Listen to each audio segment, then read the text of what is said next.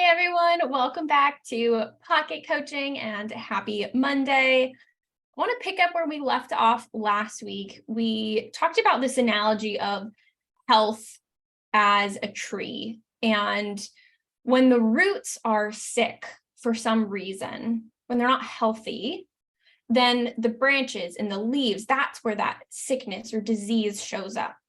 And so getting down to the root cause, pun intended, the root cause of health is really the key to not just managing symptoms, but addressing what's going on underneath the surface.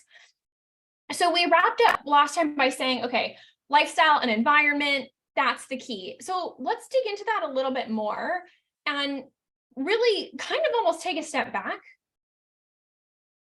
because we need to understand what causes the roots to become sick in the first time, and then we can move on to what we can do about it. So the question then is, what's health then? If the addressing the health of the roots of the tree, just to use that analogy, means that everything else is healthy as it grows up, what is it that is going to keep the roots healthy that then transfers that health all the way through the entire organism, whether that's the person or one of your pets? And that bottom line is this word called homeostasis. And you've probably heard that before in like year 10 biology or something. Homeostasis just means biological balance. So your body is doing about 16 trillion things per second on a cellular and a microcellular level.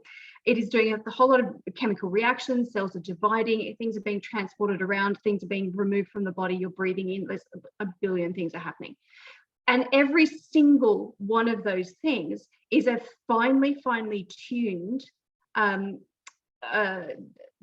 mechanism to keep you in health. And your body is always trying to keep you in health. Nothing in your body is trying to make you sick, unless you have a pathogen like a worm or a bug or something that's coming into you to try and make you sick. But your body itself is never trying to make you sick. Your body is always trying to keep you healthy. And it's the same with your cats and dogs. So homeostasis then is balance, when all the things that are supposed to be working are in balance and are working properly. That means there's enough nourishment coming in to feed and to power all of those changes. There is enough detoxification, so the removal, this is like your trash, right? You're taking the trash out of the body so that it's not cluttering up and causing a noxious waste. And then we can look at this third level called optimization, where, okay, now those things are able to perform, let's get them performing at that optimal level. But homeostasis, when it is out of balance, when things aren't optimized, they're not nourished, the detox isn't happening, then you get inflammation. And inflammation is the root cause, literally, of all chronic aging lifestyle disease. Okay, did you want to expand on that for humans? Yeah, I mean, it's very much the same in terms of these mechanisms. And to your point, inflammation, we see that in pretty much every single disease or that's going on under the surface. And what causes each person's or animal's inflammation is going to be a little bit different, but that's really what's driving us to be out of balance. And so it can sound a little bit scary, but I think the important thing is to bring it back to the message, Penny, that you said last time, of bringing it back to hope, because once we understand that and once we know that, we can know what we're working to address and we can take steps in order to do that. And I love that you said the in, out, and optimize, because for folks who joined us at the workshop after the last summit in August, we talked about this, I mean, so in depth, this in, out, optimize framework within ourselves, getting what we need, getting out what we don't, optimizing it also in our environment, which again brings us back to lifestyle and environment are absolutely key here. And so you don't need to be consciously aware of all those trillions of chemical reactions and things that are happening in your body or for your pets, right? You don't need to know that level of detail. Everybody on the planet is doing fine being alive without knowing that information. But you do need to understand this concept of homeostasis and this concept of terrain. And so when we say terrain, That just really means the environment that you have created in your body or in your pet's body as a result of the lifestyle choices that you've made. So when you choose to eat good, nourishing food, when you choose to eat food that is whole and colorful and organic, that's creating a totally different environment in your internal structure, and the same for your pets. When you're choosing to eat junk food that's full of highly processed things, and the nutrients have been stripped out, and there may be pesticides in there and that kind of thing, that's an entirely different input coming into your body than that clean food. So they're going to have a different reaction in your body's going to have a different response, is a better way of saying it, to what you're putting in. And it's going to be able to create a lot more health out of something that's coming in that's clean than it will be to do something healthy, to get a healthy effect from stuff that's coming in that's polluted, right? That makes logical sense. So when you're looking at homeostasis and maintaining that, and as soon as you maintain homeostasis, you have health. That's just the bottom line. Like, homeostasis equals health.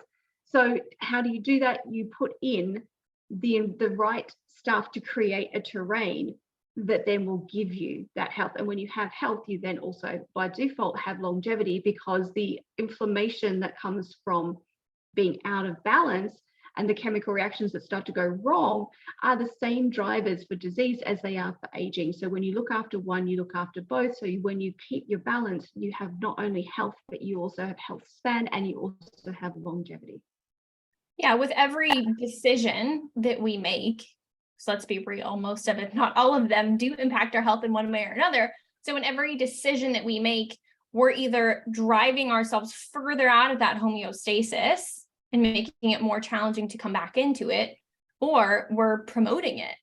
And like you said, nutrition is one of kind of the most obvious things to think about in terms of we eat, well, depending on the person, 3 times a day, and you get to make that decision of, are you promoting that longevity, that health span by allowing your body to stay within that homeostasis, or are you driving it further out and promoting that inflammation?